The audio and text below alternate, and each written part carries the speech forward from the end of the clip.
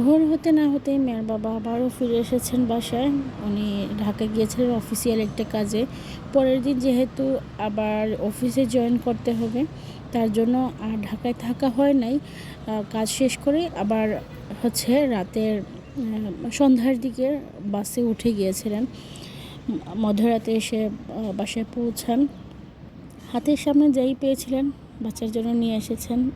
ইউরোর ওয়েফারটা আমারও খাওয়া হয় নাই, তো আসলে অনেক ভালো, অনেক মজার ওয়েফারটা। ছোটোবেলায় আমরা কোকোকোলার যে ওয়েফারটা খেতাম, প্রায় সেমই বলতে গেলে। তারপরে আমার খুবই পছন্দের মাতৃভাণ্ডারের রসমালাই। তো উজান ভাটিতে যেহেতু ব্রেক দেওয়া হয়, তখন ওইখান থেকে নিয়ে আসেন আমার জন্য।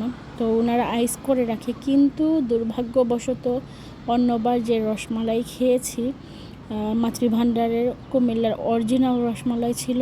এটা ওনারা বক্সে লিখে রেখেছেন মাতৃভাণ্ডারের রসমালাই, কিন্তু এটা ওনাদেরই তৈরি, উজান ভাটির রেস্টুরেন্টের তৈরি। আমার মোটেও ভালো লাগে নাই। খুব আশা করে নিয়ে আসছিলেন আমার হাজব্যান্ড, বাট কিছু করার নাই। এদিকে প্রতিদিনের রুটিনের মতোই মেয়েকে নিয়ে রোদ তাপাতে চলে আসলাম সকালে। যেহেতু শীতকালের রোদটা অনেক ভালো প্রত্যেকটা মানুষের জন্য, বাচ্চাদের জন্য খুবই ভালো। আর আমার বাচ্চা একটু ঠান্ডার সমস্যা ইদানিং খুব বেশি বেড়ে গেছে। তো ছাদে আসলাম। এদিকে আপনাদের সাথে ছাদ বাগানটা শেয়ার করতেছি। ছাদে অনেক সিম আসছে, কিন্তু কিছু নিতে, যেটা হাতের নাগালে পাচ্ছি এটা হাত দিয়ে নিতে পারতেছি।